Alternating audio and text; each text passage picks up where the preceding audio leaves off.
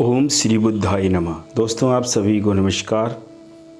मैं आपका दोस्त पांडेश्वर पांडे और आप सुन रहे हैं भगवान गौतम बुद्ध की जीवन गाथा भाग 6। दोस्तों, कल की वीडियो में आप लोगों ने सुना कि गौतम बुद्ध ने गृह का त्याग कर राजमहल से निकलकर पांडव पर्वत के नीचे एक जगह छोटी सी कुटिया बना ली। सिद्धार्थनगर राजगृह में भिक्षा के लिए निकले उनका अनुपम सौंदर्य देखकर नगरवासी स्तब्ध रह गए। यह कोई देवता है या मनुष्य हैं? लोग भ्रांत में पड़ गए। ऐसा अलौकिक रूप तो देवता का ही हो सकता है, मनुष्य का नहीं।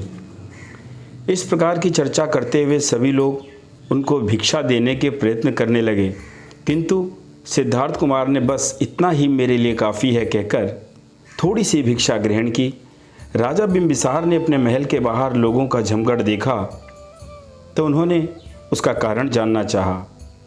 एक दरबारी ने उन्हें आकर कारण इस प्रकार बताया, जिनके बारे में आचार्य आसीत ने भविष्यवाणी की थी। या तो वह बुद्ध होंगे या चक्रवर्ती सम्राट होंगे। यह वही राजा शुद्धोधन के पुत्र हैं जो अब साधु हो गए हैं। सभी लोग उनके ही दर्शन कर रहे हैं। यह सुनकर बिंबिसार को उनके दर्शनों की इच्छा हुई। वह सिद्धार्थ कुमार के पास पांडव पर्वत पर पहुँचे। विनम्रतापूर्वक सिद्धार्थ कुमार के पास पहुंचकर राजा ने उनका कुशल क्षेम पूछा। ठीक उसी प्रकार सिद्धार्थ कुमार ने भी शालीनता के साथ अपने सकुशल होने की बात कही। तब राजा ने कहा कि तुम्हारे परिवार से मेरी पुरानी मित्रता है, इसलिए मेरे मन में तुम्हें दो शब्द कहने की इच्छा हुई है। मेरी बात ध्यान से सुने। जब मैं तुम्हारे परिवार और तुम्हारे तारुण्य का विचार करता हूँ तो मैं सोचता हूँ कि तुम्हारे मन में साधु का जीवन व्यतीत करने का सर्वथा बेमेल संकल्प कहाँ से घर कर गया। तुम्हारा यह हाथ प्रजा रक्षण के योग्य है, भिक्षा पात्र ग्रहण करने के योग्य नहीं है। मैं तुमसे प्रार्थना करता हूँ कि मेरा यह मगध राज आपके चरणों में समर्पित है। आप यहीं रहिए और मेरे साथ चलकर राजमहल में वास कीजिए। गौतम बुद्ध बोले, महात्मा, जो आपने कहा है वह आपके योग्य है। आप मित्रों के शुभ चिंतक हैं, हित चिंतक हैं। आपके लिए यह स्वाभाविक है कि आप अपने एक मित्र को कहें। आपके मन में मेरे लिए जो स्नेह है उसके लिए मैं आपका धन्यवादी हूँ। महाराज, यदि राज्य सुख भोगने की इच्छा होती तो मैं अपना ही घर क्यों छोड़ता। मैंने सांसारिक भोगों को त्याग कर साधु जीवन ग्रहण किया है।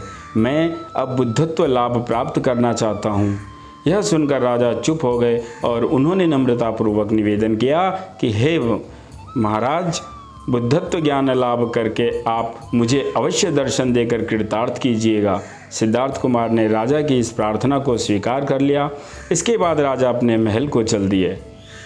जब सिद्धार्थ कुमार पांडव पर्वत में एक कुटी बनाकर ठहरे हुए थे, उसी समय 5 साधु, जिनके नाम थे कौंडिन्य, अश्वजीत, वाष्प, महानाम और भद्रिक, वह भी वहां आकर रहने लगे। उन्होंने एक दिन सिद्धार्थ कुमार से उनके साधु बनने का कारण पूछा तो उन्होंने सारी परिस्थिति समझा दी जो साधु होने का कारण बनी थी। उन्होंने कहा, हाँ, हमने सुना है, लेकिन क्या तुम जानते हो कि तुम्हारे चले जाने के बाद क्या हुआ? सिद्धार्थ कुमार का उत्तर था, नहीं। तब उन्होंने बताया कि उनके चले जाने के बाद कोलियों से युद्ध करने के विरोध में शाक्यों में बड़ा आंदोलन छिड़ा। जनता ने प्रदर्शन किए और जुलूस निकाले। वे नारे लगा रहे थे कि कोलिय और शाक्य भाई भाई हैं, भाई भाई का लड़ना ठीक नहीं है और सिद्धार्थ कुमार के घर छोड़े जाने के याद करो, इत्यादि सारी बातों को लेकर वे लोग नारे लगा रहे थे। आंदोलन का यह परिणाम हुआ कि शाक्य संघ को एक सभा बुलाकर पुनः अपने निर्णय पर विचार करना पड़ा। लेकिन इस समय बहुमत कोलियों से समझौता करने के पक्ष में था, यानी आपने जो बात रखी थी वह सिद्ध हो गई। जब कोलियों को इसका पता चला तो वो बड़े प्रसन्न हुए। फिर दोनों समुदाय के जो दूत थे आपस में मिले और दोनों ने एक स्थायी महापंचायत बना ली और रोहिणी नदी के पानी को लेकर कभी भी झगड़ा हो, कोई विवाद हो तो इस पंचायत के सामने रखा जाए और पंचायत का निर्णय सर्वोपरि होगा। इस प्रकार युद्ध का खतरा सदा सदा के लिए हल हो गया। यह सब सुनाने के बाद साधुओं ने कहा कि अब तुम्हारे लिए साधु बने रहने की कोई आवश्यकता नहीं है, अब तुम अपने परिवार में वापस जा सकते हो। तो सिद्धार्थ कुमार बोले कि इस शुभ समाचार से मुझे बड़ी प्रसन्नता हुई, यह मेरी विजय है, लेकिन मैं वापस घर नहीं जाऊंगा, मैं साधु ही बना रहूंगा, क्योंकि मुझे लोगों के आपसी संघर्ष की समस्या का कोई सही हल खोज निकालना है। पुराने परंपरागत पंथों के पास इस समस्या का कोई हल नहीं है। इसका निरीक्षण करने के लिए वह सबसे पहले उस समय के प्रसिद्ध योगाचार्य अलार कालाम के आश्रम में पहुँचे। वहाँ उन्होंने योग साधना में 3 वर्ष व्यतीत किए। आचार्य अलार कलाम योग के संबंध में जो कुछ जानता था उसे सिखाने के बाद सिद्धार्थ दूसरे प्रसिद्ध योगाचार्य उद्धक रामपुत्र के आश्रम में चले गए। उद्धक रामपुत्र ने भी योग के संबंध में जो कुछ ज्ञान अर्जित किया हुआ था सिद्धार्थ कुमार को सिखलाया, किंतु इन दोनों आचार्यों के ज्ञान से सिद्धार्थ कुमार को तसल्ली न हुई। इसी प्रकार वह सच्चे ज्ञान की तलाश में लगातार 6 वर्षों तक भिन्न भिन्न आश्रमों में रहकर अपने लक्ष्य की प्राप्ति के लिए साधना रत रहे, किंतु किसी जगह पर भी उन्हें वास्तविक ज्ञान का बोध न हो सका। आखिरकार वह घोर तपस्या करने के लिए उचित स्थान की खोज में बोध गया के समीप निरंजना नदी के किनारे एक जंगल में जा पहुँचे। तपस्यारत उन्हें वहाँ और अन्य 5 तपस्वी मिले। इन सब ने मिलकर तपस्या करना आरंभ किया, किंतु ऐसी तपस्या से उनका शरीर अति दुर्लभ हो गया, कमज़ोर हो गया। भूख प्यास सहन करने से उनके शरीर का मांस सूख गया और केवल हड्डियों का पिंजर दिखाई पड़ने लगा। ऐसी शारीरिक दुर्बलता के कारण उनके लिए चलना फिरना और खड़ा होना भी असंभव हो गया। वे लगभग 6 वर्ष तक इसी तरह की कठोर तपस्याएं और साधनाएं करते रहे। इसके बाद भी उन्हें संतुष्टि न मिली। वे एक ऐसे प्रकाश की खोज में थे जिससे अज्ञानता के सारे अंधेरे दूर हो जाएं। उन्हें विश्वास हो गया था कि शरीर को अत्यंत कष्टदायी अवस्था में डालना या भूखे प्यासे रहकर उसकी खोज करना यह सही मार्ग नहीं। उन्होंने इस सत्य को भी अब तक जान लिया था कि शरीर तो केवल आदेश मानने वाला है, वास्तव में मन ही शरीर को इधर उधर भगाता फिरता है। यह चंचल है और बुरे कामों करने की प्रेरणा भी यही देता है। मन को साधना ही लाभकारी होगा। सच्ची शांति मन को साधने और शरीर की भोजन संबंधी वस्त्र आवश्यकताओं की पूर्ति करने से शरीर तो स्वस्थ रहेगा, लेकिन मन कभी नहीं।